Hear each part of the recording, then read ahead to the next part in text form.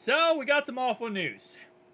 Just when I was thinking, you know what? Maybe Will Greer could be a solid backup quarterback for us. I love Jake Browning, and I still love Jake Browning, and clearly the Bengals love Jake Browning because they had him on the active roster and not Will Greer, which I kind of thought was interesting. And the only reason, by the way, the only reason I thought it was interesting was the fact that out of the two options, Jake Browning and Will Greer, nobody, and I mean nobody in this world, was going to go try to sign Jake Browning as a backup quarterback off our practice squad.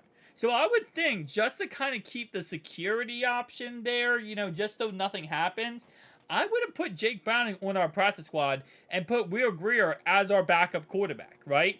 I would have done that personally. Maybe even if you want to say, well, once the game day happens, then you elevate, from your practice squad, Jake Browning, and then you put Will Greer on your practice squad, something like that. I would have kept Will Greer though on at least the active roster.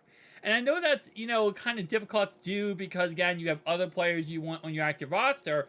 But the reason why I say it is because, again, nobody out there, not 31 other teams, were going to go after Jake Browning on our practice squad. Will Greer was always a potential. I mean, he looked great in the preseason. Obviously, he does have NFL experience. He's won in the NFL before. Like, there's some things that, he definitely gives. And he has seen so many different offenses that, he has the NFL experience. He has the NFL leadership, the veteran play. Like, this is all stuff that, a lot of teams are going to look for when it comes to a veteran player. So, I'm very surprised that we kind of let him, go up there for grabs in sense, over the last couple weeks. Now, again, at the end of the day, the organization believes in Jake Browning. He is the backup, and I think he is honestly the best choice. I do think Jake Browning could be a solid player. If he did play for us, I think he could be serviceable. He's not going to be good. He's not going to be great, but he's going to be serviceable. Very, very clear term. Serviceable, which means he's going to be a quarterback for us. And he's not going to lose the game, but he's not going to win the game. He's going to be pretty much a game manager. And I think that could happen. I think Will Greer had a higher upside than Jake Browning when it comes to him coming in and actually being a starter for us. But that's something we're not going to find out because now he's a member of the New England Patriots. And we're going to have Jake Browning as the official backup for Joe Burrow, and we have now no other quarterback that we could go after, quarterback right now that we could elevate up to the active roster. Keep in mind, we do play on Sunday, but today's Friday, right? So if Sunday night or Sunday, we go, dang, Joe cannot play this Rams game, we have one quarterback on the roster that actually knows our playbook, right? That's Jake Browning. Will Greer, well, he hasn't 1000% mastered our playbook.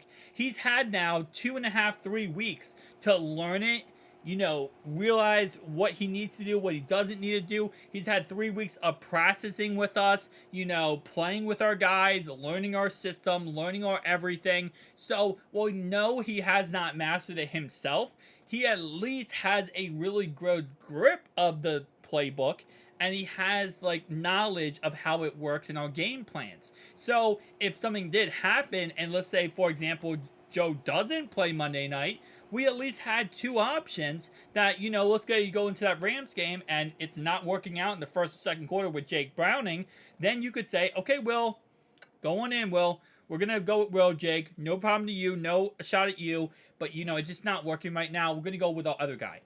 Yeah, we can't do that now. We can't at all. Because Will is now gone, and now he's on the Patriots.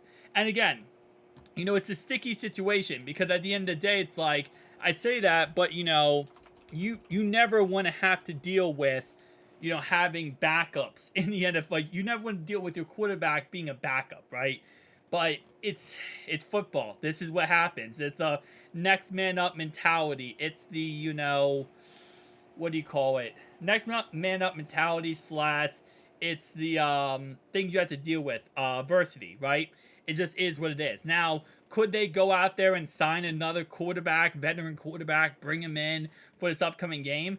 They're probably going to have to, because if Joe cannot play on Monday, then he's going to, there needs to be somebody else in there, because Jake Browning cannot be the only quarterback. What if Jake Browning goes down with injury? Knock on wood. And Joe obviously will be inactive because of his injury.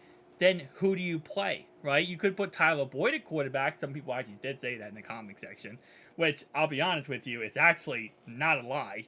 You could technically put in him at the, you could put him in there and see how that would work out. And it might actually work out better than Jake Browning or Will Greer. Who knows? In the end, again, like I said, at the end of the day, you don't know. You're kind of theorizing, speculating. But yeah, so again, there's always different options you can go with. But these are the quarterbacks available. And again, keep in mind, it is Friday, right? So it is Friday right now. Yesterday, Will Greer out of town, right? So whoever you bring in, right, you need them to first off be in football shape, right? Because they're going to have to play in 3 days. There's no like, well, maybe. No, they have to play in 3 days. So if Joe doesn't go, you need someone who is in football shape, ready to go, ready to play at a high level, and really ready to play a must-win game. There's no bullcrap here. This is a must-win this Monday. As I said last week, the Ravens game was not a must-win game. If we won, we lost, whatever. This is a must-win game. And now you have a guy who you're bringing in who has to be in football shape. And second, he doesn't know the playbook. He has zero chemistry with, the receivers. He has zero chemistry with his team. There's not much you can do there, right? And I know some people said about, I know there was potential of us trying to trade for, Brandon Allen. And I know I said zero chance, and a lot of people, you guys said zero chance too. And even if you did bring in Brandon Allen, right? Yes, he would have some chemistry from a couple years ago with the squad, but he hasn't played with us in a while. He hasn't played with these receivers in a while. He honestly hasn't even started in the NFL in forever. So even he wouldn't really get that experience to be able to go in. The only guy that would really have the experience right now would be obviously Trevor Siemian. But again, he technically did play with our starters and did play with our squad in the preseason and training camp. That's an option. That's definitely really the only option at this point, actually. I even was going to say, well, that's the only option, but no. That is the only option. Trevor Siemian is the only option. And the sad part is, I'd rather have Jake Browning than Trevor Siemian. But I think if I'm the Bengals here, if Joe cannot go Monday, you got to sign back Trevor Siemian. And that's really the only option you can go with here. He knows your offense. He has chemistry with these receivers, even though his chemistry is overthrowing your receivers. But at least he has the chemistry. If you go with anybody else on this list right here, Carson Wentz, Matt Ryan, obviously Tom Brady would be nice, but Joe Flacco, Nick Foles, Chase Daniels, any of these guys, they do not know your offense. You're not going to get them to learn this playbook in this offense in 2 days. I'm sorry, but you're not going to. So, I wouldn't be surprised if we signed Trevor Siemian. I know we can't sign him to the practice squad because he apparently does not want to be on the practice squad. He's made that very vocal and clear. He does not want to be on the practice squad. But maybe, again, if you find out Saturday, Sunday, you're like, Joe can't go, I wouldn't be surprised if, Sunday or maybe Saturday we re-sign Trevor Siemian and bring him back. Because it was always the thoughts, that theory, I think, for the Bengals here was, okay, then you're going to re-sign Trevor Siemian. I'm sorry, you're going to promote up Will Greer if it doesn't work out with, Joe going into this Monday night game.